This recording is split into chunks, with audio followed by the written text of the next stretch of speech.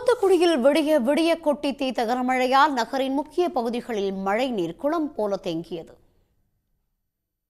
கடந்த சில தினங்களாக தூத்துக்குடியில் வெயில் வாட்டி வந்த நிலையில் நள்ளிரவில் மழை பெய்ய தொடங்கியது. அதிகாலையில் 4 மணி நேரத்தில் 7 சென்டிமீட்டர் மழை பெய்ததால் தாழ்வான பகுதிகளில் தண்ணீர் தேங்கியது. பழைய மாநகராட்சி அலுவலகம், தென்பாகம் காவல் நிலையம், அரசு மருத்துவக் கல்லூரி மருத்துவமனை உள்ளிட்ட முக்கிய இடங்களில் மழைநீர் தேங்கியது. அங்கு தேங்கியிருந்த மழைநீர் பகல் நேரத்தில் படிப்படியாக வடிய தொடங்கியது.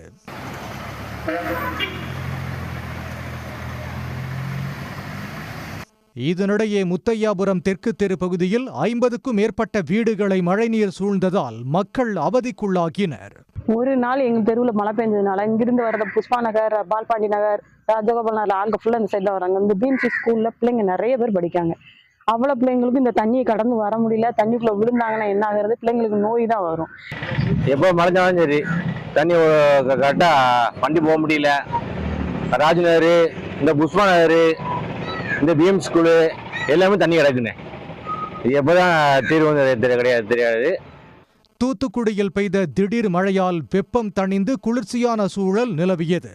இருப்பினும் குடியிருப்பு பகுதிகளில் மழைநீர் தேங்கியதால் அவதியடைந்த மக்கள் வரும் காலங்களில் மழைநீர் தேங்காத வகையில் மாநகராட்சி நிர்வாகம் நடவடிக்கை எடுக்க வேண்டும் என வலியுறுத்தியுள்ளனர். உடனுக்குடன் செய்திகளை தெரிந்து கொள்ள சன் நியூஸ் பெல் ஐகானை கிளிக் பண்ணுங்க.